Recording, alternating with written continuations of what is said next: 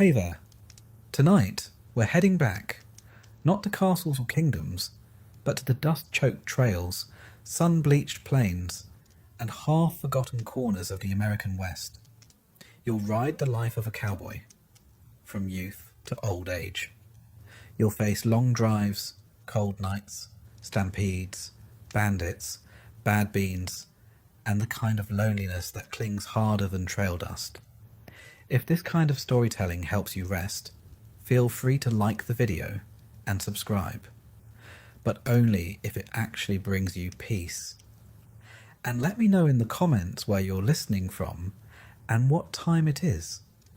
It's always strangely comforting to see who else is drifting off to the same quiet story. Also, if you'd like to support my work and want to listen without ads, check out the Patreon link in the description. It helps keep the campfire burning. So, dim the lights. Turn on a fan for that soft background hum. Settle in and let's begin at the very start of a cowboy's life. You're 17 when the word comes down. Word travels slow out here, slower than a horse with a limp, but this one reaches you fast enough. They're hiring riders, cowboys, men who can stay upright in a saddle and don't spook easy. Men who can follow a herd north through territory that hasn't seen a fence post, let alone civilization. You're not sure if you qualify, but no one else in your family has a better plan, and your options are either the trail or the plough. And the plough's got a way of turning boys into old men before their time. So you ride into town on your father's mule, wearing boots that belonged to your cousin until he outgrew them or died. You can't remember which. The hiring man doesn't ask many questions. Can you ride? Yes. Can you shoot? Sure. Ever worked cattle? Not yet, but how hard can it be? He squints at you, shrugs, and writes your name with a stick of charcoal on the back of a tobacco label. You're in. That night, you sleep in a lopsided barn behind the saloon, with your head on a saddlebag and a few splinters in your thigh. There's snoring from a few bunks over, men already signed on for the drive, and somewhere outside, a horse whinnies in protest. You roll over, not realising you've just agreed to several months of saddle sores, half-cooked beans, and the kind of sunburn that peels in sheets. By dawn, you're on your feet, boots heavy with dew and regret. The others are already saddling up. There's a rhythm to the work. Tighten the cinch, check the bridle, mount up without groaning too loudly. You're handed a rope and told to help gather the remuda, which sounds like a kind of disease until someone points out the horses. Your mount is a lean, ugly gelding with one ear permanently tilted to the side. You name him Lefty, mostly so you've got someone to talk to later. Training, if you can call it that, is hands-on. A seasoned rider shows you how to sit loose in the saddle, how to ride with your knees instead of your backside, and how to keep your hat from flying off without nailing it to your scalp. You practice swinging a lasso, mostly succeeding in knotting your own ankles. No one laughs. Not out loud, anyway. It's too early in the drive for anyone to waste the energy.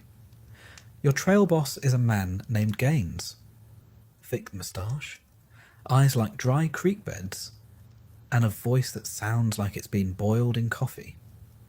He doesn't smile much, but he can roll a cigarette with one hand while steering a horse with the other. You learn quickly that when he says ride, you ride. When he says quiet, you shut your mouth. And when he says stampede, you pray. The first few days are a blur of motion and dust. The cattle are skittish, the horse is stubborn, and the heat relentless. You ride for miles without seeing a tree tall enough to provide shade or a stream clear enough to trust. Water is rationed, so is conversation. Most of what's said are grunts, whistles, and the occasional curse when a steer breaks formation. You start to understand why cowboys aren't known for long speeches. Your hands toughen, your thighs ache, and your appetite shifts from selective to indiscriminate. Anything Cookie serves, you eat, even if it looks like it fought back once. Breakfast is coffee and biscuits so dry you could shingle a roof with them. Supper is beans, maybe with a whisper of bacon if luck's on your side. You learn to eat fast and sleep faster. Sleep, when it comes, isn't restful. You lie under the stars, wrapped in a blanket that's never quite enough. Boots tucked under your head so they don't wander off in the night. The wind howls, coyotes yap in the distance, and once or twice you swear you hear something slithering near your bedroll. You don't move. If it's your time, it's your time. At least you won't die with clean boots. By the end of the first week, you've stopped questioning your choices. Not because they make sense, but because there's no going back. You've learned to ride half asleep, eat half-cooked meat, and ignore half your body's complaints. You've also learned how to sit in a saddle long enough for it to become part of you, or for your bones to forget what softness ever felt like. Your companions are as varied as the cattle you trail. There's Dobbs, who chews tobacco like it's a sacrament. There's Red, who speaks only when the sun's down and sings to the cattle like they're his children. And then there's young Jesse, even greener than you, who dreams aloud about marrying a banker's daughter and opening a hotel. No one tells him the odds. Every cowboy has a reason for riding. Some are running from things, others are running toward them. Most, like you, are just riding because the alternative involves a pickaxe or a boss with opinions. Out here, the only opinions that matter come from the man holding the reins or the steer with horns long enough to make you reconsider your life choices. As the days stretch into weeks, something shifts. The trail becomes routine. You stop checking the horizon every 5 minutes and start noticing the way the cattle group together when a storm's coming. You learn the sound of trouble, the wrong kind of silence, the sudden snap of a branch, the way the herd freezes just before chaos. You don't relax, not exactly, but you adapt. Then comes your first real scare. It might be a snake in your bedroll or a steer that gets spooked and bolts straight for the Bermuda. Either way, your heart races, your horse stumbles, and you realize, fully and completely, that you are very small in a very big land, and that no one's coming to save you. Still, you stay, because by now, the trail is in your blood. The dust lives in your boots, the smell of cattle on your clothes. You start to speak like the others. Short, direct, and with enough slang to confuse a school teacher. You've stopped trying to wipe the dirt off your face. It'll only be back in an hour. Some nights you dream of a bed, of clean sheets and walls that don't flap in the wind, of a door that locks and a floor that doesn't crawl. But then you wake to a sky so wide and quiet it almost forgives the misery beneath it. Almost. Occasionally someone drops out. A fever, a busted leg, a snake bite. You ride past the spot the next morning without saying much. You nod. Maybe someone spits. Then it's back to the herd. The trail doesn't stop for stories. In town, they'll romanticize this life. They'll imagine gunfights and dramatic showdowns, high noon duels and whiskey-scented vengeance. You'll hear them talk about cowboys like you're something out of legend. but you'll know the truth. It wasn't the bullets that broke most men. It was the boredom, the backaches, the stale biscuits, the loneliness that crept in between hoofbeats and grew louder at night. You weren't a hero. You were a man doing a job, one too rough for many and too pointless for most. And yet, when it's all said and done, when your pay is in your pocket, when the herd is behind you, and your boots hit the wooden floor of a saloon for the first time in months, you'll realise something strange. You miss it already. Not the beans, not the blisters, but the trail, the open sky, the feeling that you were going somewhere, even if that somewhere was just a few more miles of dust and silence. You'll ride again, because it's what you do, even if no one ever understands why. Your first real test comes before the sun. The herd's restless, snorting in the cool dark, their shadows twitching like smoke across the prairie. Gaines wakes you with the heel of his boot and a grunt. "Saddle up," he says, like he's asking you to tie your own noose. Your thighs still ache from yesterday's ride, and you can't quite remember if you dreamed of sleep or just dreamed of aching. Lefty stands a few feet away, chewing at something that may or may not be edible.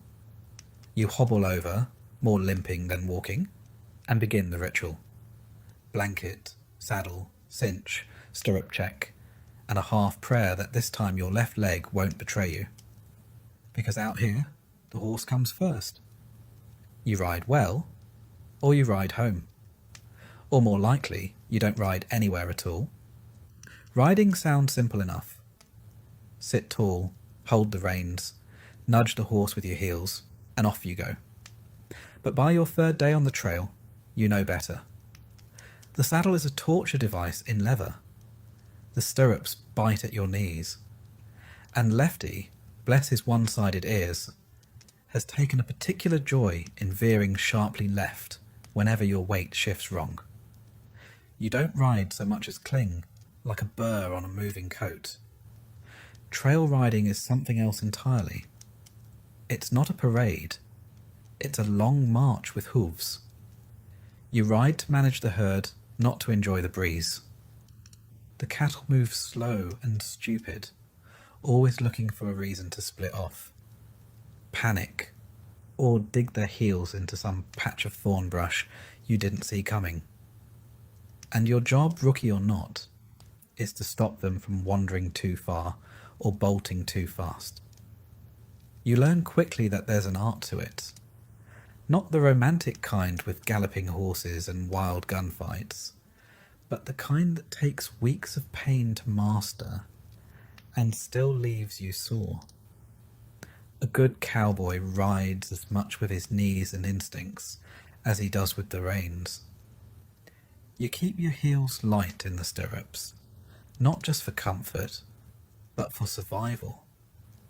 If your foot gets caught in the wrong moment, say, your horse throws you after spotting a jackrabbit, you're not just hitting the ground. You're being dragged through the brush like a forgotten bedroll. Lefty doesn't give you the benefit of the doubt. He tests you every morning. Will you mount clean? Will you pull the girth tight enough without pinching him? Can you ride without sliding sideways? On the best days, you manage to stay on. On the worst, you come back with blood on your shirt and mud in your ears. And Gaines, he doesn't coddle. He watches with a squint, nods when you stay mounted, and scowls when you don't. You ride like a man whose trousers are on fire, he mutters once. It's the closest thing to encouragement you've heard all week, but you adapt. Not because it gets easier, but because the alternative is worse. Every fall hurts a little less. Now, not because your bones are tougher, but because your expectations are lower. You start wearing your bruises like medals. One across your thigh from that mesquite bush. One on your ribs from that first spill. And one just above your pride from the time you dismounted and forgot you were still tied to the pack horse. Historically, few skills were more prized than horsemanship. The cowboy wasn't just a man on a horse. He was a man who became part of it. The western saddle, with its horn and deep seat, was designed for endurance, for long hours on uneven ground. You don't ride for an hour. You ride for 12, sometimes more, especially during a drive. And you're not alone. Cowboys across the West, many of them sons of farmers, freedmen, immigrants, or former Confederate soldiers, learned to ride out of necessity, not leisure. A day's ride could stretch 30 miles or more, across prairie, river, and ravine. If your horse went lame or threw a shoe, you were the one to fix it. And if you couldn't, well, you'd better be good at walking. Each cowboy usually had several horses in a remuda. A pool of spares rotated out daily. You learn to spot Lefty's moods, but you'll ride others too. Some are smooth, others have a mean streak. One they call Whiskey Jack throws riders for fun. Another Daisy is sweet enough, until lightning cracks, and she bolts like the devils on her tail. And then there's night riding. The cattle don't rest just because the sun sets. Someone's got to circle the herd, singing if needed, calming the animals with low sounds so they don't stampede at a snapping twig. You take a shift. It's dark, cold. Your hat doesn't block starlight or silence. You listen for anything wrong. The wrong shuffle. A grunt too sharp. Silence that stretches too long. Your voice cracks halfway through a lullaby you haven't heard since your mother sang it. Lefty flicks an ear. One step, then another. The herd stays calm. You stay awake. The boredom creeps in. Hours on a horse staring at the same dust, the same backsides of cows, the same slow stretch of earth. You talk to yourself.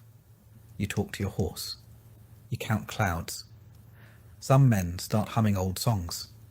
Some invent stories. Some don't say a word for days. But all of it, the aches, the saddle burns, the empty miles, feeds into something else. You're learning, slowly, painfully. You're learning to ride. And out here, if you don't ride, you don't survive. One morning, Gaines puts you near the point, just behind the lead steer. A position of responsibility, and an easy way to mess things up. The point man sets the pace. If he rides too fast, the cattle tire. Too slow, and the drive drags. You find yourself watching every twitch of the lead steer's ears, like they're signals from a telegraph. The animal veers left. You gently push right. It slows.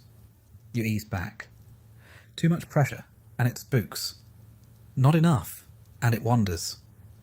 This isn't herding. It's negotiation. That afternoon, a greenhorn on his first ride goes down hard after his saddle cinch slips. He gets back up, pale and shaken, limping like he's just survived a fall off a church steeple. No one mocks him, not openly. Everyone's been there. Everyone remembers their first hard lesson. He tightens the girth, mounts again, rides on. That's the unspoken rule out here. You get back on. Always. You ride with a cracked rib, a swollen ankle, a mouth full of dust. You ride with barely enough sleep to blink straight, because the trail doesn't wait, and Gaines doesn't make exceptions. And when the ride ends for the day, if the herd hasn't spooked and no one's broken a leg, you dismount, stretch legs that forgot they could, and help set camp. You rub down your horse before you eat, because he earned it.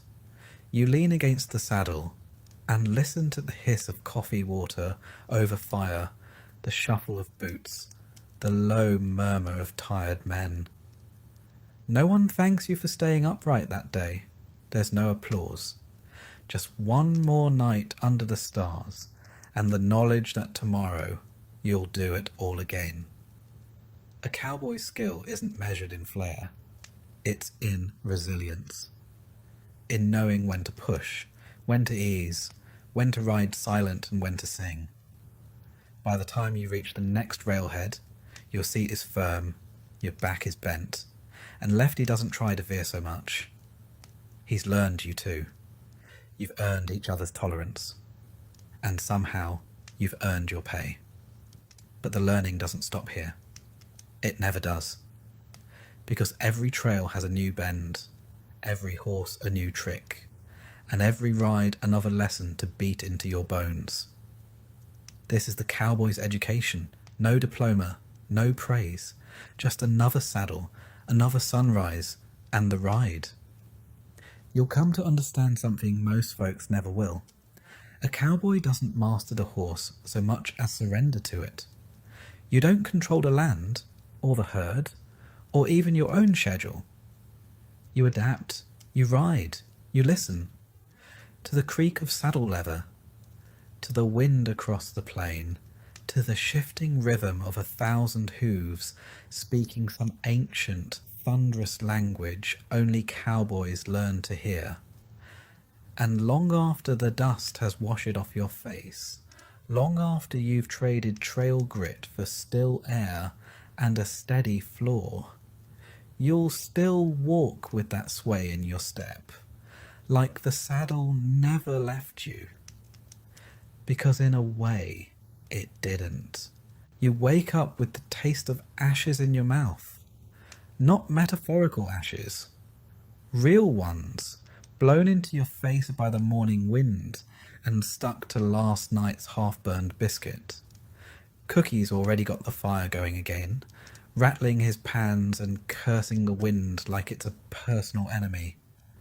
The smell of boiling coffee drifts through the dust. It's bitter. It's strong. It's all you have to look forward to. Breakfast, such as it is, consists of cold beans, a hunk of bacon that smells slightly off, and the same biscuit you fell asleep chewing. Welcome to another day on the trail. This is cowboy cuisine, whatever doesn't rot first. Out here, your entire diet is controlled by the chuck wagon. It rolls along a few miles behind the herd, pulled by mules who probably hate this job as much as you do. Inside it, carefully packed between barrels of flour, sacks of beans, and maybe a sloshing jug of vinegar, is your next 2 months of nourishment. Cookie, the surly overlord of this mobile kitchen, guards it like a dragon guards treasure. And for good reason. Food is gold. But unlike gold, it sweats, it rots, and it attracts flies. Cowboy meals were designed not for pleasure, but for survival. Beans, always beans, are the staple. Packed with protein and easy to store, they're soaked and boiled over the fire until edible, or at least until you give up arguing with your gut. Flour makes biscuits, tough enough to use as doorstops, and dry enough to require a cup of boiling coffee per bite. Bacon, when available, is both a delicacy and a gamble. Salted beyond belief, it's kept in barrels, layered with grease and wrapped in cloth, turning pink and sour over time. You sniff each strip before cooking. If it doesn't fight back, you call it dinner. Spoilage is a daily enemy. The chuck wagon holds no ice, no cooler, no luxury. There's only shade, salt, and hope. Meat spoils quickly in the heat, and anything soft, bread, fruit, cheese, is gone within days of departure, if you were lucky enough to have it at all. And then there's the coffee. Coffee is the lifeblood of the cowboy. It's boiled until black, poured thick, and consumed in cups so dented you wonder if they've ever been washed. There's no cream, no sugar. If you're lucky, Cookie remembered not to strain it through the same cloth he used to clean the rifle. Still, it's a ritual. Even when you're half dead with exhaustion, you drag yourself to the fire for that cup. It's hot, it's strong, and it convinces you you're still alive. Just long enough to saddle up again. Cookie himself is a character out of myth, usually a bit older, with a limp or a missing finger. He's part chef, part medic, part therapist, and part tyrant. He rules the food, and by extension, the men. He decides when you eat, what you eat, and how fast you get it. You don't mess with Cookie. You don't complain about the biscuits. Not if you want to keep your portion. His tools are few. A battered Dutch oven, a blackened coffee pot, a couple of bean kettles, and an iron triangle to summon you like cattle. The chuck wagon holds his pantry, a mess of tin containers, flour sacks, lard tins, and jars of sourdough starter he guards with a zeal usually reserved for holy relics. That starter can make biscuits, flapjacks, even fry bread. It's a little living creature, bubbling in the corner, the only pet allowed on the trail. And if there's one thing Cookie knows, it's how to stretch a meal. He'll toss in dried apples when he can, or raisins if he hasn't eaten them himself. Prickly pear jelly sometimes makes an appearance, scraped together from cactus fruit, boiled over a fire, and strained through a hat. Once, Cookie made a cobbler with dried peaches and a biscuit crust that nearly made a man cry. It wasn't good, but it was different. And out here, different is close enough to divine. On especially unlucky days, dinner might include something unidentifiable. A possum, perhaps, or raccoon. Whatever wandered too close to camp and looked edible. Cookie won't tell you what it is. He'll just smile that toothless grin and call it trail meat. You eat it anyway. Once, after a heavy rain, the trail turned slick with mud and slowed the whole drive. Cookie took advantage of the delay and hunted rattlesnake. The stew that night had a strange texture, a bit rubbery and stringy. Someone asked what kind of beef it was. Cookie said, "The kind that hisses." No one asked again. The dangers of spoilage aren't just taste and texture. Food poisoning is real and deadly. Out here, diarrhea can kill you. A bad piece of meat or contaminated water could mean fever, cramps, and dehydration. And there's no doctor within 200 miles. If you go down, the herd moves on. They might leave you a canteen and a hat over your face. That's the trail way. And the worst part? You start to crave it. After weeks of eating the same gritty, salty, half-burned meals, you begin to find comfort in the routine. You miss the sound of beans boiling over the fire. You start looking forward to the exact moment when Cookie bangs that old triangle with a spoon, calling you in like a cow to feed. The cook himself is a strange sort of legend. Usually older than the rest, with a bad back and a good aim, Cookie's job is thankless but sacred. He sleeps apart, guards the food like it's gold, and knows how to cook a meal for 15 over a flame in a windstorm. Without him, you'd all starve, or worse, be forced to cook for yourselves. Everything in the chuck wagon has its place. Flour sacks are hung high to avoid rodents. Meat is wrapped and salted in burlap. Tin cups dangle from hooks. Coffee pots, scorched black, are always ready. Tools are tied down, pans are stacked, and a wooden boot on the back holds the Dutch ovens like sacred relics. Sometimes, if you're lucky, you pass through a settlement with a general store, a rare opportunity for fresh supplies.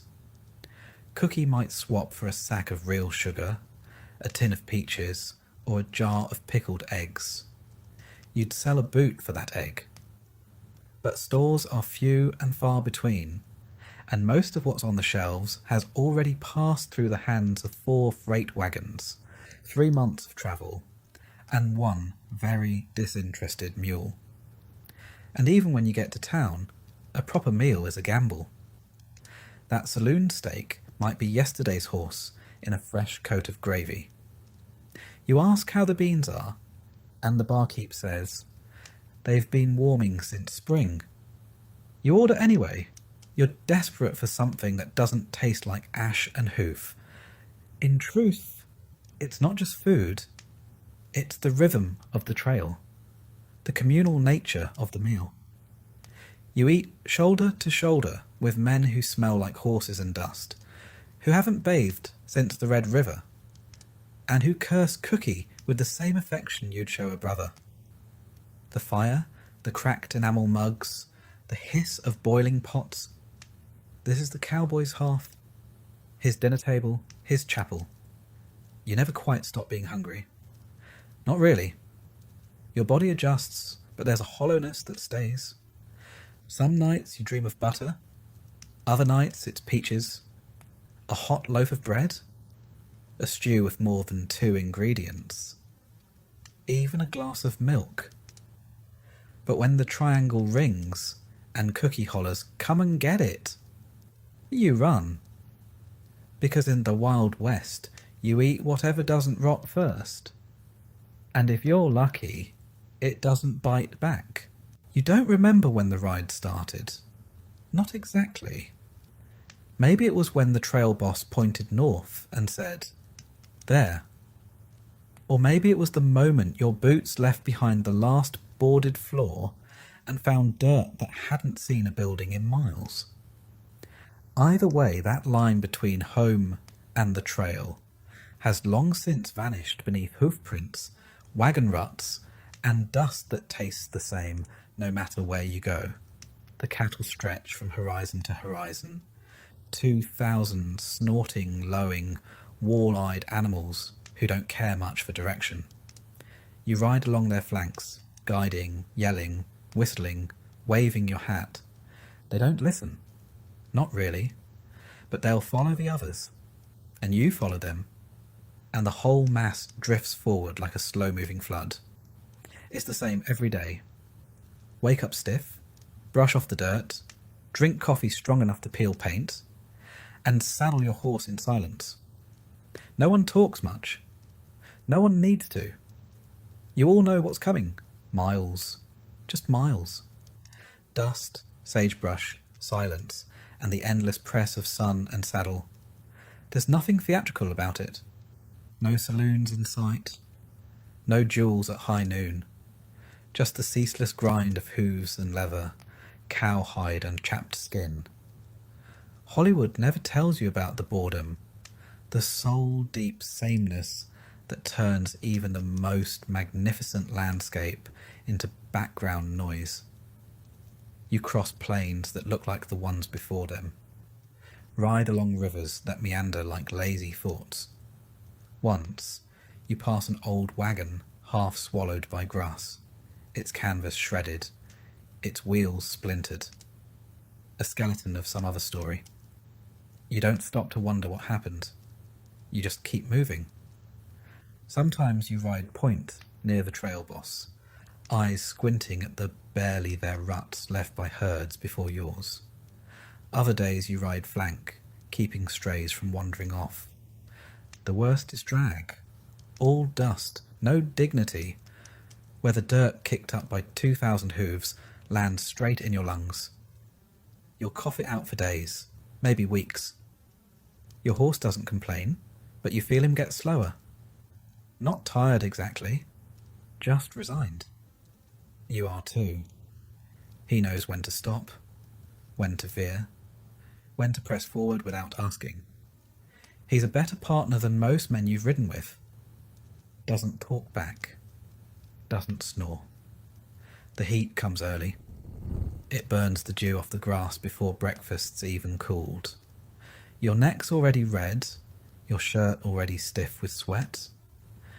And then, just when you think it can't get worse, the wind picks up and starts tossing grit into your eyes like it holds a grudge. You stop only when you must. A river crossing, a bogged down wagon, a spooked herd. Even then, no one sits long. The trail boss is watching the sun, and every hour lost is another night further from the railhead. Sometimes thunder growls in the distance. You pray it stays there. Rain turns trails into sludge, and cattle into blind, stampeding fools. You've heard stories of herds spooked into rivers, drowning dozens. You've heard about riders too, ones who went under and never came up. When you ride night watch, the quiet is a different kind of cruel. Everything whispers. Grass, stars, hooves, your own thoughts. The herd shuffles in sleep, lowing like uneasy dreams. You hum a tune to calm them. Maybe a lullaby your mother once sang. Maybe just a nonsense melody that drifts with the wind. Sometimes you hear coyotes. Once, you hear something bigger. You grip the rifle tighter. Could be a cougar. Could be your imagination. Either way, you don't blink until the sun comes up. The chuck wagon always rolls behind, its iron pots clanging with every rut. Cookie's temper gets shorter the longer the ride goes. He's known to throw a ladle if you ask for seconds on beans, but he'll still wake up before you boil that bitter coffee. Say what you want. He's the glue holding the camp together.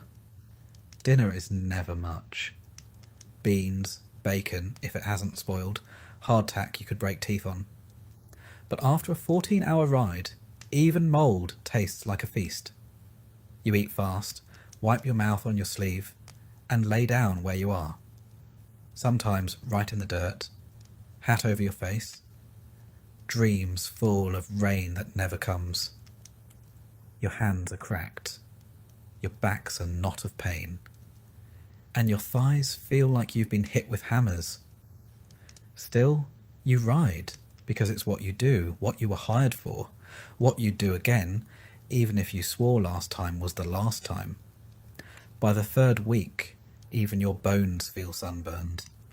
The trail doesn't just stretch on, it seeps in.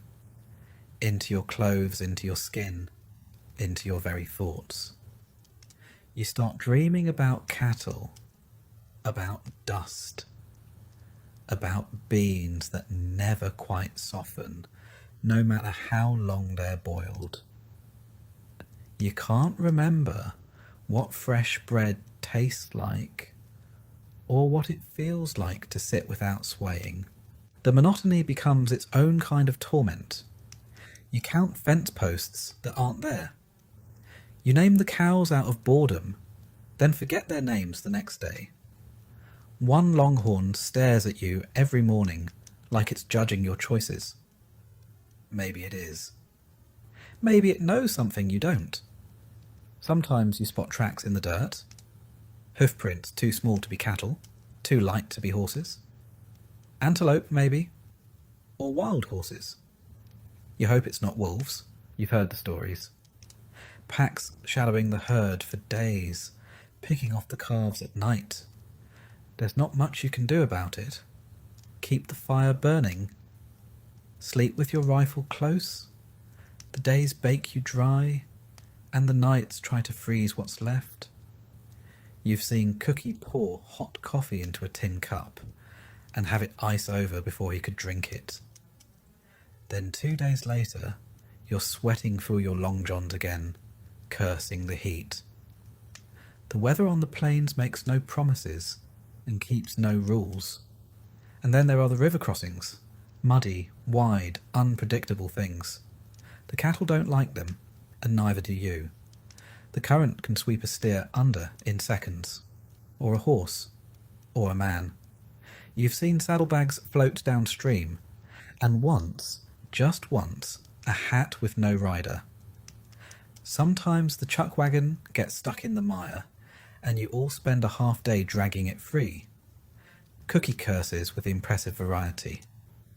You'd laugh if your boots weren't full of water, but the worst part isn't the crossing, it's what comes after. Wet everything. Wet boots, wet clothes, wet coffee, and the smell. A mixture of cow, mud, and despair. Your horse, bless him, carries you through it all. He's leaner now. You both are. But he's sure-footed and smarter than most men. You've had long talks with him, usually around midnight when it's your turn to watch the herd, and you're too tired to think, but too awake to sleep. He never answers, which is just as well. You're not sure you'd want to hear what he has to say. Every few days, you spot signs of other travellers. Wagon ruts, boot prints, ashes from old campfires. The west may be wide, but you're never the only one riding it. Sometimes you see smoke on the horizon and wonder who's out there. A family? Another herd? Something less friendly? You don't ride toward it to find out. There's a rhythm to the ride. Wake, ride, eat, ride, watch, sleep, repeat. But rhythm isn't peace. It's just survival in slow motion. When you finally roll into a railhead town, weeks from now, your body will keep riding for days afterward. You'll sway on your feet like the ground's still moving. And when someone asks what it was like out there, the ride, the trail, the dust, the cattle, you won't know how to answer. Not really, you'll shrug. Say something like, long. Because how do you explain the nothingness that nearly swallowed you whole? How do you describe the way the prairie wind sounds like it's calling your name? Or how the stars feel closer when you've been riding under them for weeks? You don't. You just nod, take your pay, and start thinking about the next ride. Because despite everything, the saws, the storms, the stampedes, part of you will want to go back out there. And that part, small though it is, will be the loudest voice in your head, always. You wake before dawn, boots still damp from yesterday's rain, joints aching like you've aged 20 years in a single night. But that's not what rouses you. It's the sound, low, rhythmic, almost like a drumbeat far off in the dark. A rumble. You bolt upright, and the pit in your stomach knows before your ears catch up. Stampede. The cattle are running. 2,000 longhorns thundering across the plains. Hooves carving dirt like it's paper. Horns goring the air. And you're barely awake, pulling on your hat, leaping onto your half-saddled horse with a rope in one hand and panic in the other. You don't ask what caused it. It could have been a coyote, a flash of lightning, a sneeze. The reason doesn't matter. Cattle don't need much to lose their minds. Just a whisper of danger, real or imagined. The point is, now they're moving. And if you don't move with them, they'll kill you. That's not an exaggeration. That's just basic math. Each longhorn weighs nearly half a ton. Multiply that by 2,000, and you're facing a wall of meat that could grind you into the earth like a stray nail under a hammer. You've seen it happen before. Cowboys caught in the chaos, trampled, broken, buried under hooves. No glory, just dust and death. You dig your spurs in. Your horse surges forward. You and a half-dozen other riders peel off from camp, circling the herd, yelling, waving your hats, doing anything you can to break their momentum. You try to ride the lead, as they say. Turn the front runners in on themselves so the herd spirals into its own orbit like a whirlpool. Sometimes it works. Sometimes it doesn't. Tonight it works. Barely. After a few blistered miles and a whole lot of yelling, the herd starts to slow. They loop back around into themselves. The chaos curls in like a lasso and collapses. Panting, ears twitching, the cattle finally stop. The silence after a stampede is deafening. And you don't feel brave. You feel lucky. This is the job. Not just driving cattle, but surviving them. Because here's what they don't tell you when you sign on. The greatest threat out here isn't bandits, or wolves, or thirst. It's the cows themselves. Longhorns look like walking furniture. Horns 5 feet across, spines like coat racks, slow and stupid in the heat. But when they spook, they move like lightning on 4 legs. And they don't swerve for you. There's a reason you always sleep lightly. A reason you keep one boot half on and your saddle nearby. You never know when a steer's going to plough through camp, or when the whole herd will decide en masse that the moon is evil and must be fled from at once. And it's not just stampedes. Oh no, there's the day-to-day brutality of moving them, watching for split hooves, swollen knees, sluggish stragglers who wander off into gullies. A longhorn that falls behind becomes a magnet for predators for a while, or just collapses in exhaustion.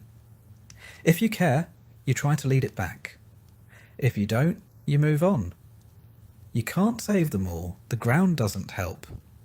It's cracked, rutted, sun-baked, or rain-slicked, depending on what indignity the sky's chosen. You ride for hours without a word, eyes always on the rear flank, watching for the one steer that's thinking about peeling off. And when you get to a river, Lord help you, cattle don't cross easy. They balk. They panic. One plunges in too fast. The next two hesitate. The fourth turns sideways. And suddenly they're piling up, drowning each other with hooves and horns. You scream and whip and pray, but the river doesn't care. Some make it, some don't. Even watering holes aren't safe. Especially not when another herd got there first and left the place a fetid soup. But cattle don't wait for clean water. If they smell it, they'll trample anything in their way. Horses, wagons, people, just to get there. You learn to ride ahead, scout the next creek or spring. You learn to build makeshift barriers, to funnel them in small groups. But even then, all it takes is one steer with too much attitude and not enough sense to kick off a melee. And if the cows don't get you, your horse might, or rather someone else's. There's always one greenhorn who doesn't tighten his cinch properly or loses control on a slope. A falling horse can break bones as easily as a bull. Injuries happen a lot.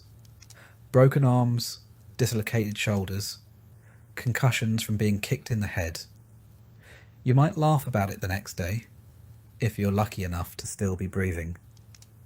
There's no doctor out here. Maybe an old-timer with some whiskey and a needle. Maybe not. Sometimes you ride wounded. You bind the leg, grit your teeth, and hope the next day's easier. It rarely is. It wasn't just the physical toll that made cattle so dangerous. It was the unpredictability.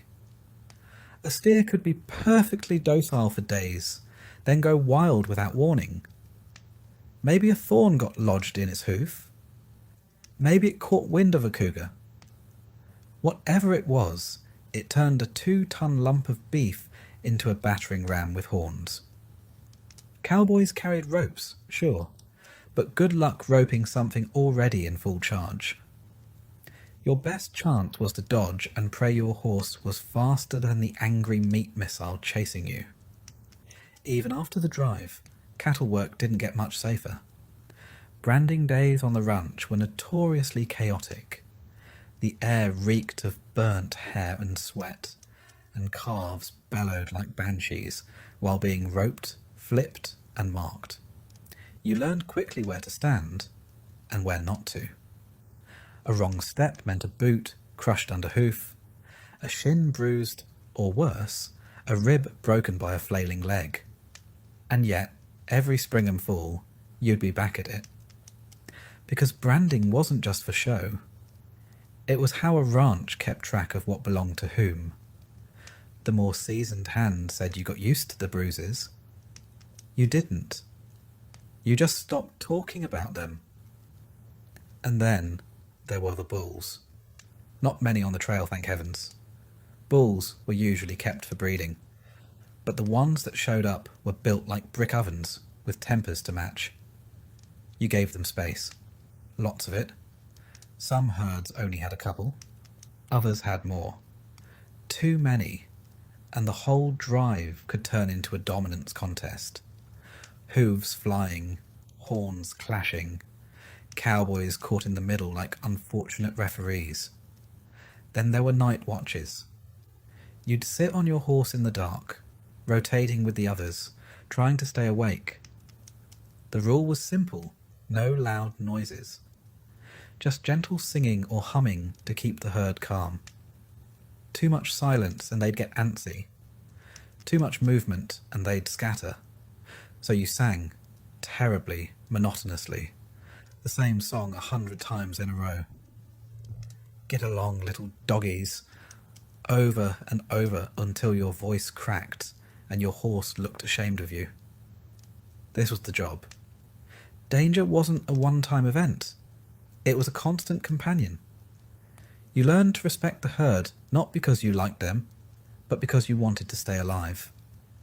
You gave them space. You watched their eyes. You never turned your back. And still, sometimes, it wasn't enough. You knew cowboys who lost fingers, toes, chunks of scalp. You knew one who got gored clean through the thigh and kept riding for another week before collapsing into fever.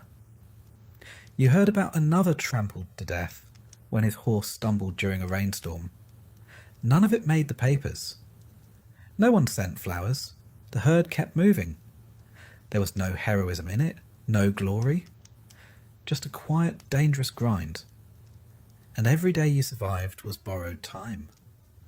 So the next time someone tells you they wish they could be a cowboy, you look at their soft hands, their shiny boots, their romantic little notion, and you laugh. Because you know the truth.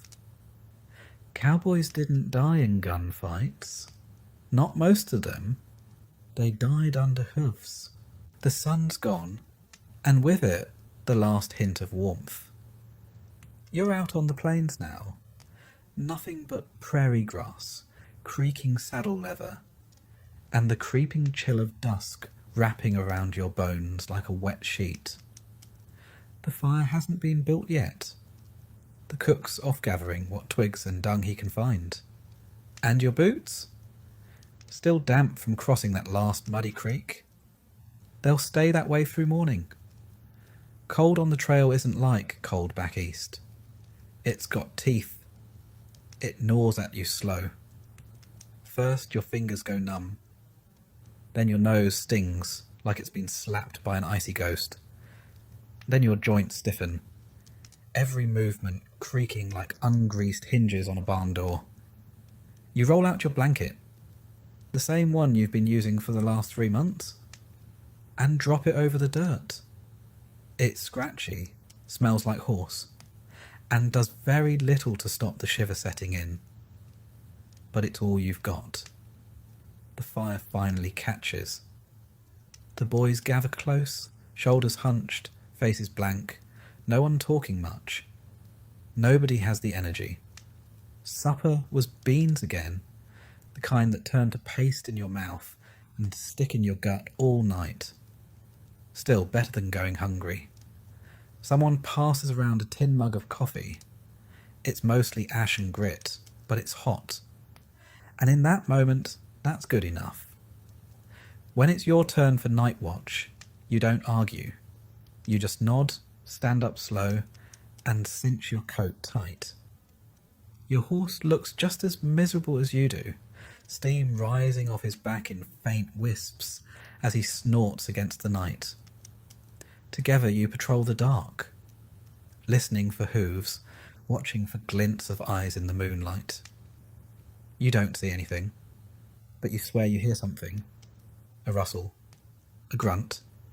Could be a wolf, could be your imagination, could be nothing. The prairie doesn't tell. You make it back to camp just before dawn. Hands stiff, teeth chattering. No one's up yet. You curl under your blanket again, hoping for 20 minutes of sleep before the cook starts clanging his infernal triangle. You dream of a fireplace? Or a proper bed? Or hell, just a wall to block the wind? But you get none of that. What you get is a boot in the ribs and the cook hollering, "Up! Beans are hot and we ride in 20. So you drag yourself upright, boots still wet, limbs still stiff, stomach already complaining. Every cowboy learns to live with the cold. Some learn to respect it. The dumb ones try to fight it. Those are the ones who lose toes. Or noses. Or worse, their nerve. Because out here, it's not just about staying warm. It's about staying awake. Staying alert. Staying alive. Winter on the plains comes hard and early. You've ridden through sleet so thick it might as well be knives. You've crossed rivers with your boots filled, and your heart thudding like it wanted out. Once, a boy on your crew tried to dry his socks too close to the fire. They caught. His boots were half melted by the time he noticed. He finished the ride barefoot. Blankets, coats, even gloves. They're not guarantees, they're hopes. The wind sneaks through every seam, every buttonhole. You wrap a scarf around your neck and nose until your breath turns it damp, then frozen. Your beard crusts with frost. Your eyelashes too. You blink and it crackles. One night you slept so close to the fire your hair caught.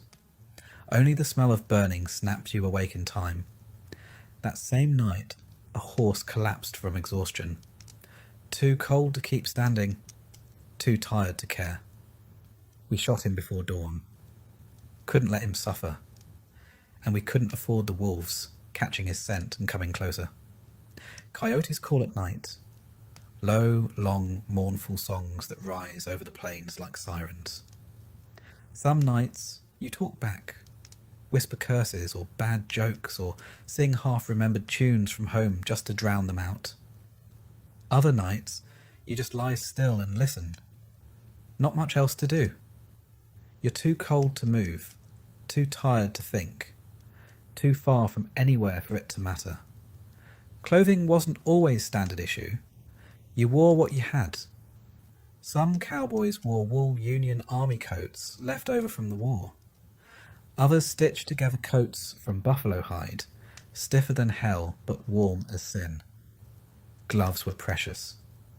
Lose one, and you'd be cutting fingers off a spare pair by spring. Socks were double layered if you were lucky, but the moment they got wet, and they always did, they were more curse than comfort. And don't get started on sleeping arrangements. A bedroll was a joke. It was canvas, usually mouldy, with a single blanket inside. Maybe two if you were flush. You'd lay it over the dirt, or the snow, or a slab of rock if that's what you had, and call it a night. Some men rigged up oilcloth lean-tos. Others slept in their saddles, huddled under brush or the lee side of their horses. Once, during a snow squall, you dug a pit in the snow and slept under your own coat like a burrowing badger. You woke up with your eyelids stuck shut from frost. The worst part? The cold didn't stop the ride. Cattle still moved. Bosses still barked. You still had to saddle up and point north. The trail didn't care if your fingers wouldn't close right, or your ears had gone white and waxy. You moved, or you lost your place. And no one wanted to be the man who froze and had to be hauled back under a tarp, stiff as fence post. You remember the first time you saw snow out on the plains? It was beautiful for a moment, quiet, drifting, peaceful. Then you realised it meant the horses would founder in drifts, the cattle would scatter, and every campfire would choke on the damp. Snow's a liar. It looks soft, but it buries you fast. You learned to pack smarter after that.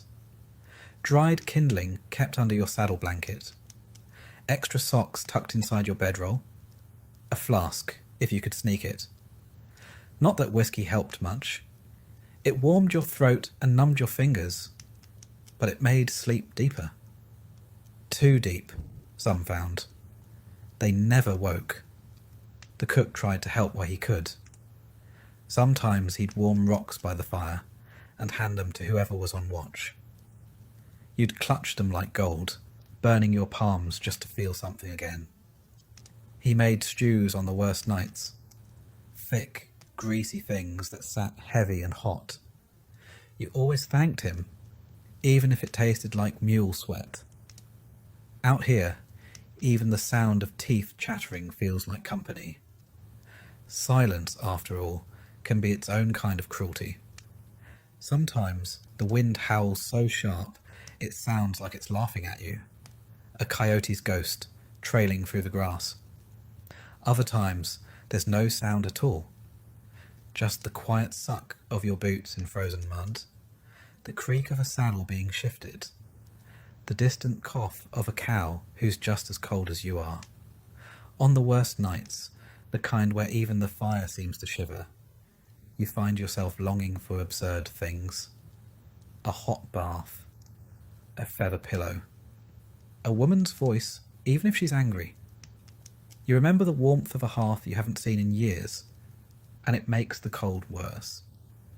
Because out here, there's no soft escape. Just your blanket, your breath, and whatever grit keeps you from quitting. And so you endure, because enduring is all there is. You carry a gun, not because you want to use it, but because you might have to. It's heavy on your hip, a little awkward when you sleep, but you'd rather have it and never need it than wake up one night without it. The truth is, you haven't seen a bandit. Not yet, anyway. But the fear of them, the thought of them lurking somewhere in the dark, is as present as your saddle or your hat. Rustlers, outlaws, claim jumpers, they're all out here somewhere. Men who see your herd not as a long job, but as a quick payday. Some are desperate, some are mean, some are just bored and dangerous. You hear the stories whispered around the fire. How a camp in Wyoming got hit 2 nights running. How a lone rider never came back from scouting. How a group of masked men rode in just before dawn and shot the cook before he could even stand. It doesn't matter if the stories are true, they're true enough. So you watch. Every night, one of you is on guard. A fresh pot of coffee, a rifle across your knees, and eyes scanning the black beyond the firelight. It's the fire that gives you away.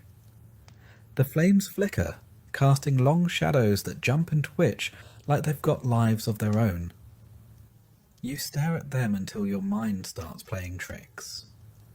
Bushes look like crouched figures, and every coyote yelp makes your finger twitch on the trigger. You try not to think about it too much. You keep your head down, your gun clean, and your boots close. The trail boss tells you it's all part of the job. Just keep your eyes sharp and your ears sharper. But sometimes you wonder, sharp eyes won't stop a bullet, and ears won't hear what never makes a sound.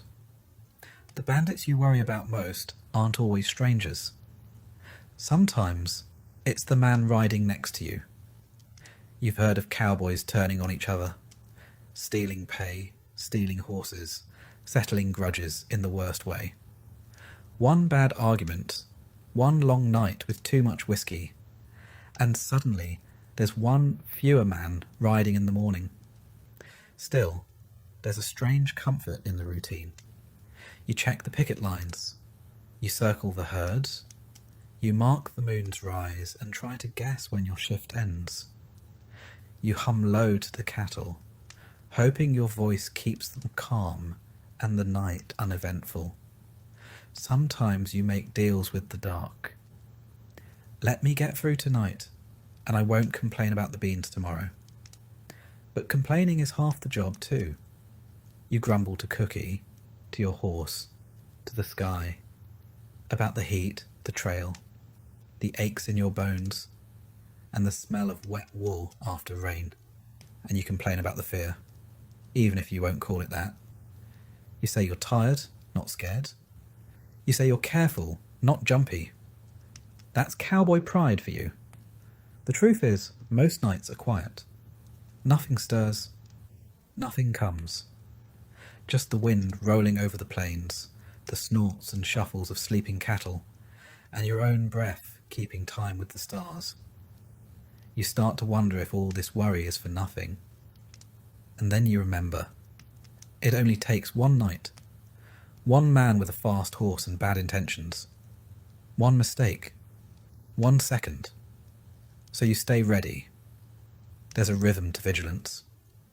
You learn to scan the horizon without really looking, to pick up strange sounds without seeming alert. You know how to roll out of your bedroll with a gun already in hand, and how to stay half awake through the stillest hours of the morning. You get used to the idea that you might not see the danger until it's already too late. Sometimes, the worst kind of fear is the kind that never shows itself. The kind that lingers just out of sight, gnawing at your nerves without ever stepping into the light. It's like having a splinter in your thoughts, small but impossible to ignore. You joke about it with the other boys, but everyone knows it's not really funny. Not out here. That's why you never let your guard down. Not fully. Even in towns, when a ride's done and the herd is sold, you keep a hand near your belt. Saloons and streets can be just as dangerous as the open plains. A drunk with a grudge. A gambler with a losing streak. A marshal who's decided he doesn't like the look of you. No cattle to protect, but still plenty of ways to end up with a bullet in your side.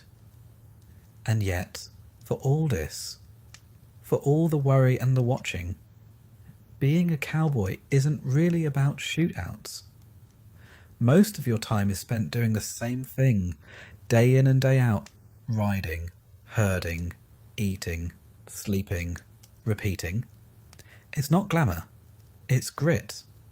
The gun at your side is a tool, not a symbol. And the fear? That's just part of the landscape. Still, sometimes the trail feels too quiet, like the wind's holding its breath, like the herd knows something you don't. You get that feeling in your gut, the one you can't shake. Maybe it's nothing. Maybe it's just nerves. Or maybe, just once, the stories are about to be true.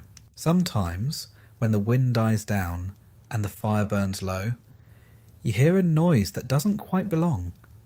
A footstep, a creak of leather, the shuffle of something just outside the edge of sight. You sit still, barely breathing, hand curled around your revolver beneath the blanket. Maybe it's nothing. Maybe it's just a coyote sniffing at the beans. But maybe it's not. You don't want to find out the hard way. So you wait, straining to listen, eyes flicking between shadows. Minutes pass like hours. And then, nothing. Just the sound of someone snoring and the faint pop of wood in the coals. You let out the breath you'd been holding and shift on your bedroll, though sleep won't come easy now. That's the thing about fear out here. It doesn't need a reason. It just needs the dark and the chance. By morning, you feel like you've aged a week, and no one else even noticed. That's the job. You carry your worries quiet, buried under dust and routine, because out here, Silence is safer than honesty. And paranoia, more often than not, keeps you breathing. And if, someday, you do see a real bandit, you'll probably be too tired to react fast enough. That's the cruelest part. All this tension, all these sleepless nights. And when the moment finally comes, it's over before you can think. Maybe your shot lands, maybe it doesn't. Maybe you're the one riding away, maybe not. But until then, you ride on, you scan the horizon, you check your revolver, you drink your coffee, black as tar and twice as bitter. And you remind yourself, it's not the bullets that break most cowboys, it's the waiting. So you wait, eyes open, saddle ready, always listening. Because even if the bandits never come, you're never entirely sure they won't. You don't ride for the money. That much becomes clear right quick. After weeks of blistering sun, saddle sores, snake scares, stampedes and beans that taste like campfire and despair, you finally roll into the railhead. You've made it. The herd's delivered. The trail boss signs the papers, the cows are corralled, and just like that, it's over. Then comes payday. And if you're lucky, you're handed $25, maybe $30. A whole month's work, danger, weather, boredom, bruises, boiled down to a few crumpled bills that don't even cover a new pair of boots. You tuck it in your pocket and try not to think too hard about what that says about your worth. The truth is, cowboys weren't paid handsomely. Most earned about $1 a day, and even that was inconsistent. Some months paid out better, others worse. You'd think driving thousands of cattle across hundreds of miles through treacherous terrain would be worth a handsome sum. But you'd be wrong. The ranchers made their profits on volume, not generosity. And you? You were just part of the machinery, expected to eat dust, endure storms, and keep the herd moving without too much complaint. And if you did complain, well, you could be replaced. There was always someone younger, hungrier, more desperate than you, willing to sleep on rocks and chase cows for a pittance. Cowboys were never rare, at least not the kind who'd sign up for misery without asking too many questions. You were one of many, and one mistake could send you packing. Sometimes you'd get a bonus if the drive went smooth, and the herd didn't lose too many head. Other times you'd lose out entirely if a deal went sour or the cattle sold low. It all depended on the market, something you had no say in and barely understood. You worked like a mule, but the pay came like a whisper. Quiet, fleeting, and almost always disappointing.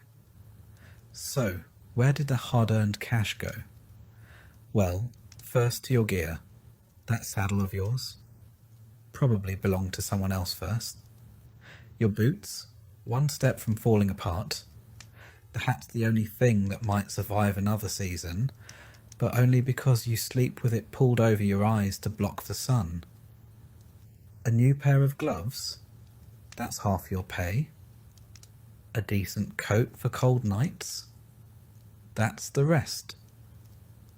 You spend your money before you even get it, patching up your kit, replacing what's broken, or sending a few coins to family if there's any to spare. There's no saving. There's just surviving until the next ride. And still, you sign up again. Maybe it's habit, maybe it's pride, maybe it's that stubborn streak in your bones that tells you, even when your body aches and your stomach's empty, that you were made for this. Or maybe it's because there's nothing else. The towns don't want you, not a drifter with calloused hands and dust in your teeth. You're too rough for polite company, too poor to settle down, and too restless to stay put. Some cowboys do move on.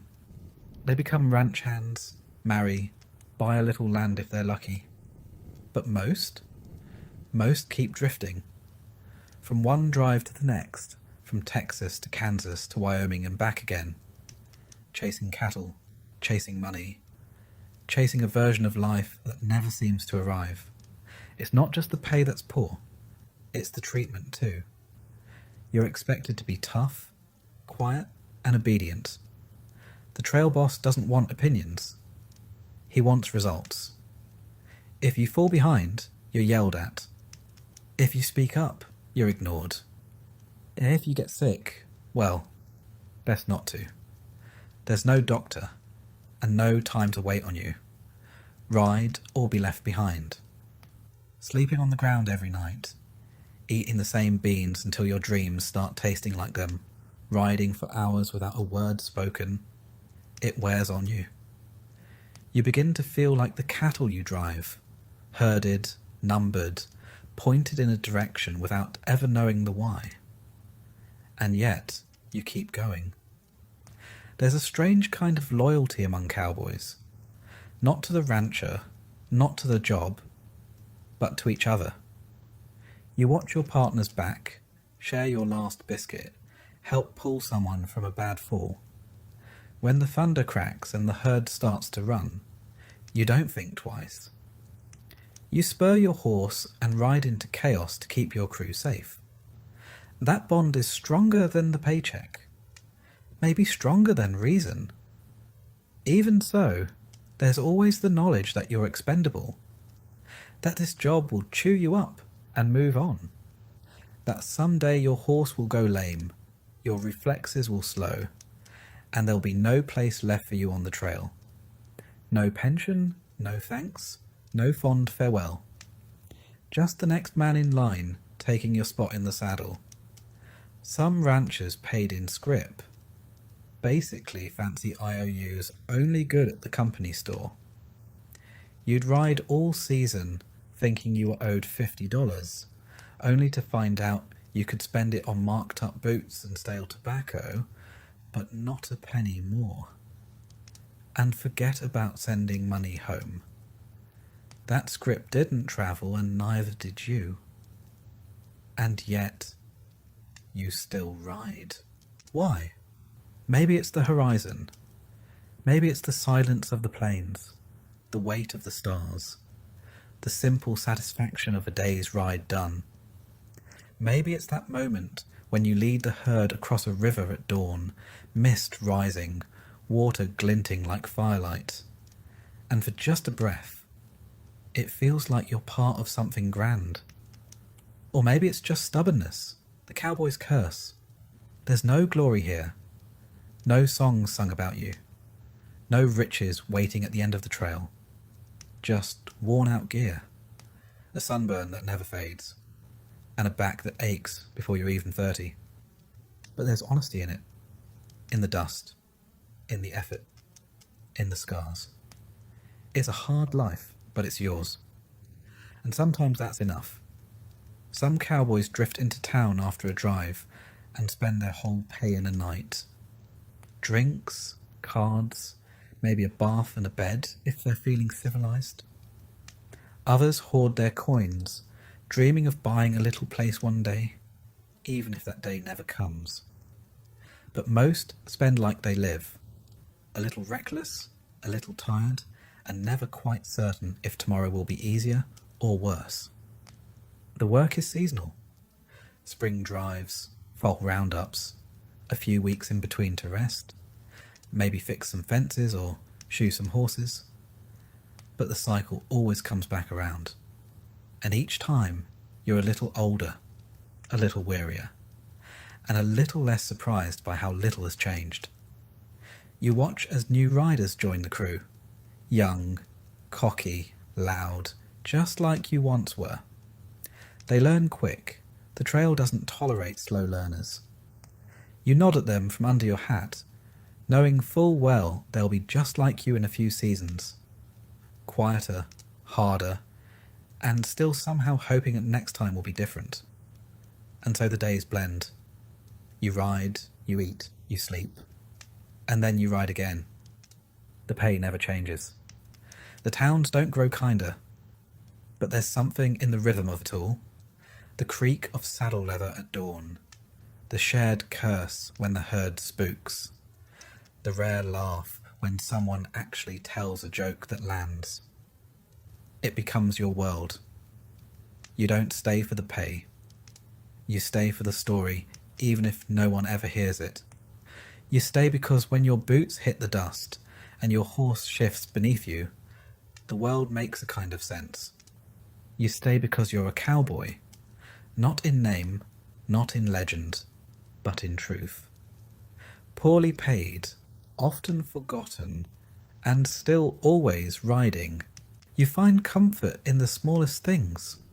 A worn-out song, a rock in your pocket that fits just right in your hand, the whistle of the wind through the grass that reminds you, faintly, of someone's voice. Though whose, you're not sure anymore. It's not that cowboy life offers nothing good. It's that the good is rare, scattered, like coins dropped in dust. You learn to treasure those coins, to make them shine in memory far brighter than they ever were in the moment. Maybe it starts with the horse.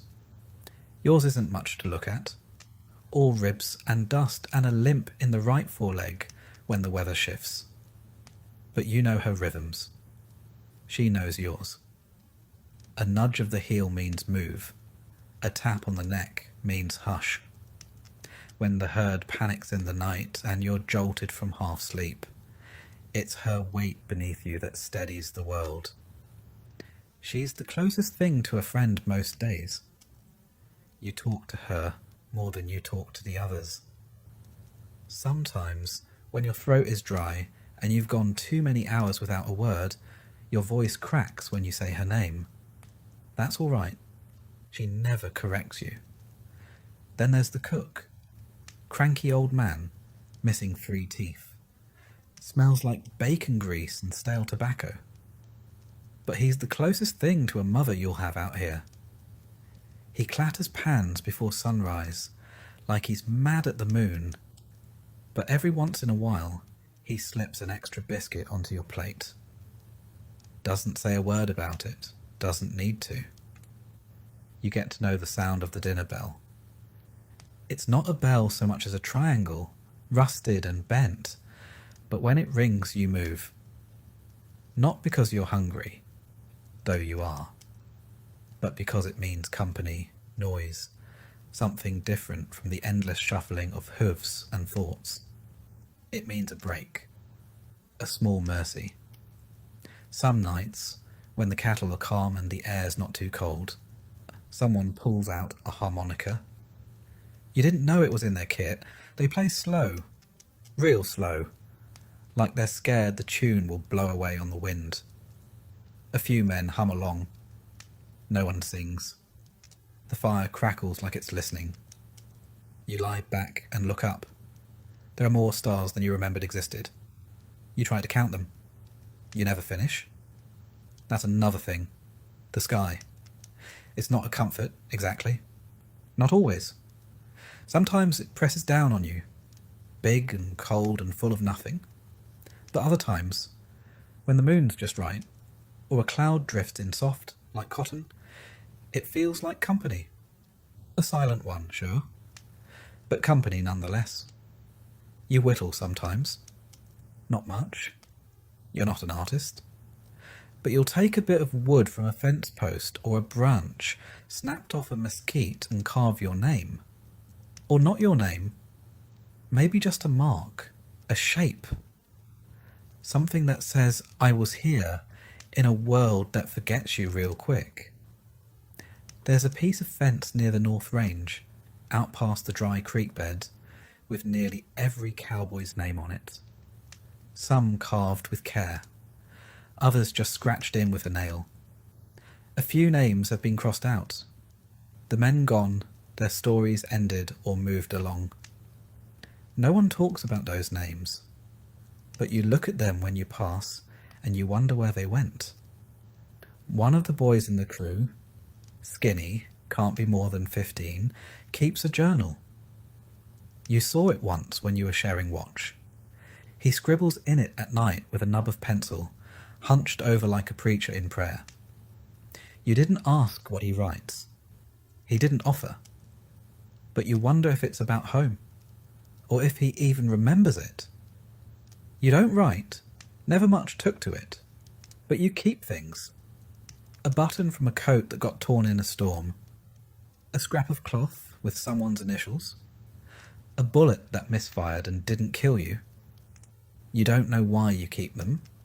They don't mean much to anyone else, but they're anchors, little ones, to remind you that not everything gets blown away. The trail doesn't offer luxury. It barely offers survival. But every so often, a moment slips through, like a bit of gold in river silt, and you hold on. Like when someone tells a joke that actually makes you laugh. Not just a snort or a breath, but a real laugh. The kind that surprises you because you'd forgotten the sound.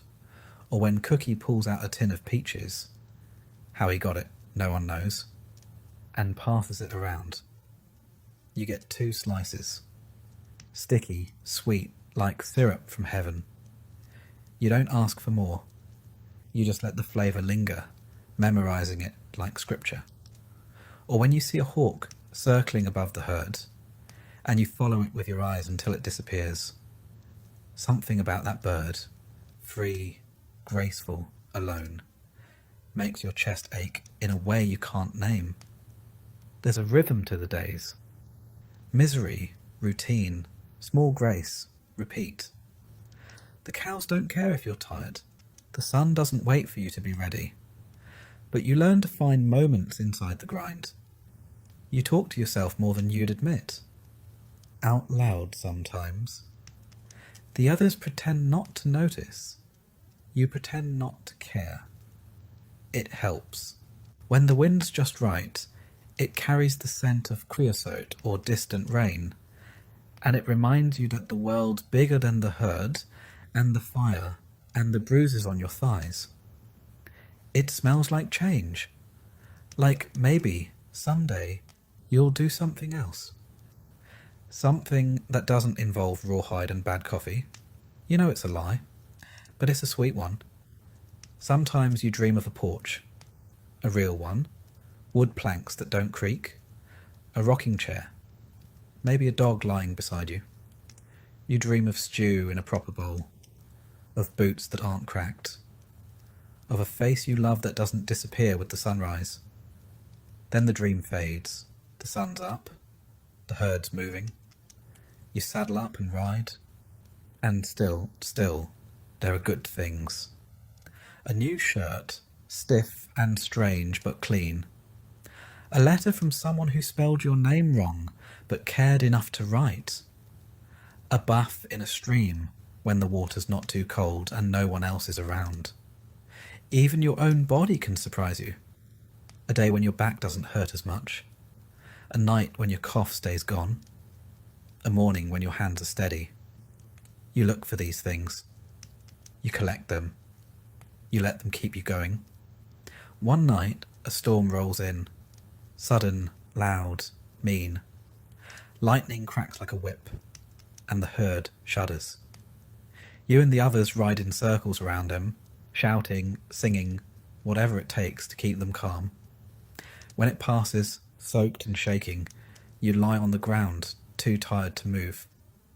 The earth is cold and wet, but you're alive.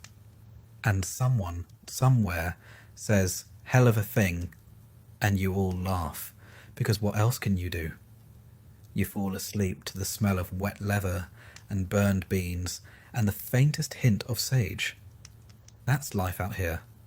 Not a tale of glory, not a poem. Just a series of little comforts strung together on a rope of exhaustion and grit. And yet, for all the misery, you stay.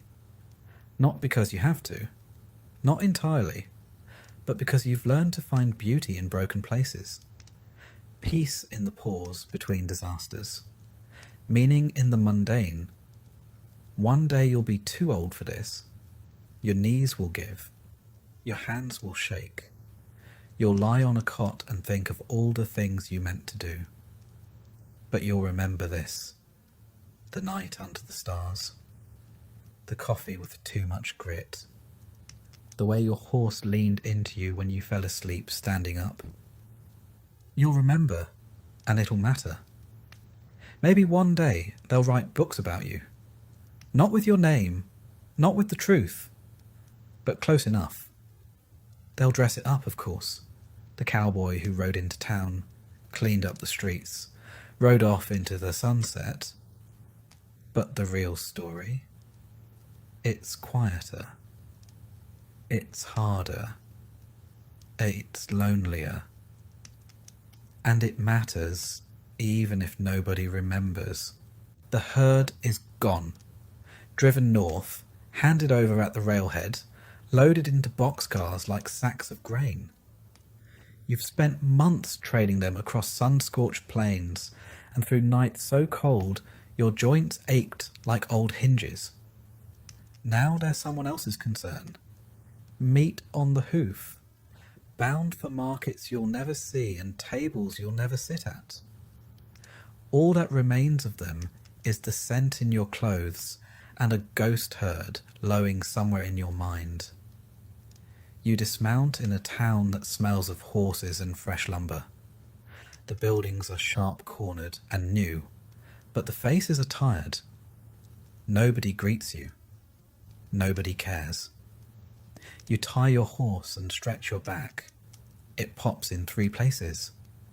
And you wonder when you started walking like a man twice your age. Your first stop is the saloon. Not because you're thirsty exactly, more because it's the closest thing to familiar. Inside, it's half full. A card game in the back. 2 men arguing softly over who owes whom. A girl at the piano playing a tune that sounds like it's made of dust and regret. You order coffee. You could have asked for whiskey, but you know how that ends. Sore knuckles, an empty pocket, and waking up face first in an alley. It's quieter than you remember. No trail hands laughing too loud. No barkeep trading jokes with regulars. Just the slow shuffle of a broom and the tired clink of glass. You drink your coffee and let the warmth settle in your chest. It's not good coffee, but it's hot and bitter. The 2 things it needs to be. You catch your reflection in the bar mirror and hardly recognize the man staring back. Your shirt is bleached by sun and sweat. Your beard is starting to grey. You're thinner than you remember, like the trail stripped away everything it didn't think you needed. Maybe it did. Even your hat sits different, more slumped, as if it too has given up on standing tall. Later you try to get a room. The woman behind the desk doesn't ask your name, just how many nights, and whether you'll be paying in coin or promise. You choose coin. You've got enough for a few days, maybe longer if you skip dinner, which, given your trail appetite, might be the plan anyway. Your room is up a narrow staircase, and the bed feels too soft. Your body's forgotten how to sleep without dirt under your spine. The pillow smells like laundry soap instead of horse. It's unsettling. You lie there in the dim and listen. Towns breathe differently than the trail. There's no coyote yelp, no breeze in the mesquite, no clatter of restless hooves. Just creaking boards, muffled laughter, and the clink of silverware in the dining room below. Civilization, they call it. Doesn't feel like it. The next morning you wake early anyway. Habit. No triangle clang from cookie, but your eyes snap open just the same. You dress slowly. Your hands don't move as quick as they used to. Your left knee clicks when it bends. You head out and wander. The streets are still sleepy, save for a boy sweeping dust off the wooden walkway, as if the town's trying to deny where it came from. You stop by the blacksmith. He's hammering a new shoe, the sound clean and sharp. He doesn't look up. You're just another trail ghost passing through. That suits you fine. You nod. He doesn't nod back. Respect's harder to come by when you don't have a badge or a name folks remember. In the days that follow, the rhythm of town life starts to press against you. You try to make yourself small. A seat at the end of the bar, a quiet nod at the mercantile. But still, you feel like a coin that's rolled into the wrong pocket. Townsfolk don't trust men with calloused hands and distant stares. They can't tell if you're a danger or just damaged. You wonder if you even know the difference anymore. You consider looking for work. A livery stable needs help mucking stalls. There's a sign at the freight office for a guard to ride shotgun on a coach run west. A ranch handspot just outside of town. None of it pays well. None of it calls to you. You were built for motion, for trail dust and open space, not fences and storefronts. Some men plant roots. Others drift like tumbleweed.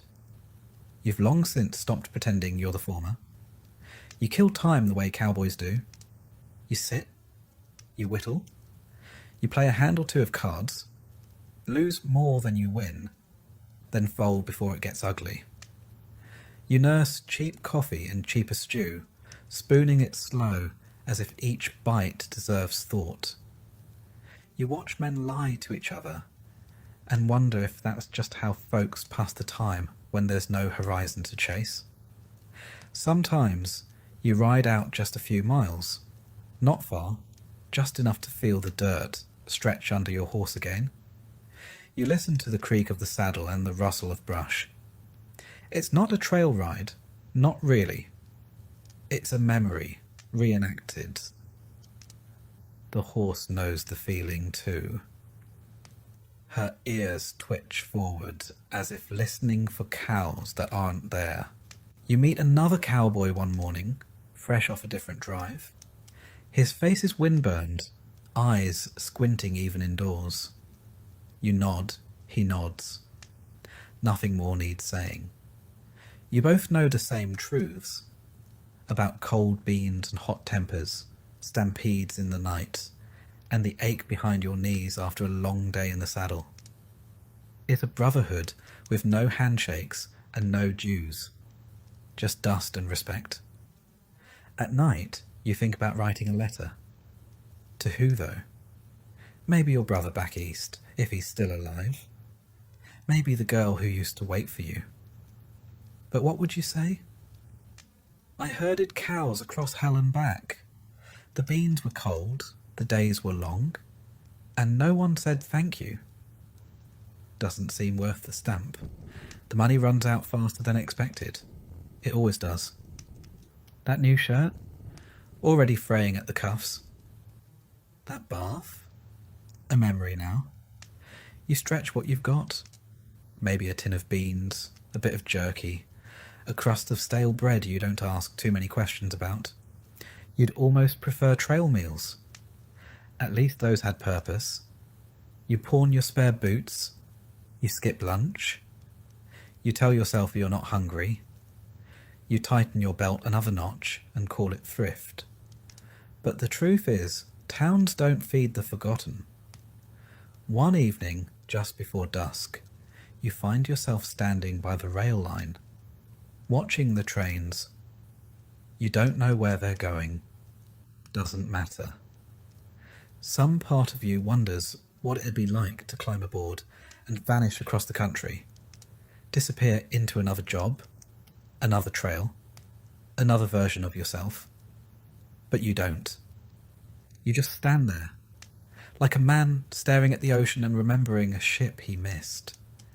And when you finally decide to move on, because you will, no one stops you. The saloon girl doesn't wave. The stable boy just takes the coin. The general store doesn't offer credit. You leave like you came in. with nothing promised, nothing owed. You ride out before sunrise. The town is still. The sky is grey with sleep, and as your horse picks up her pace, you don't look back. Cowboys don't say goodbye. They just disappear into the morning. Because in the end, that's what you were built for. Not a name, not a place. Just the ride.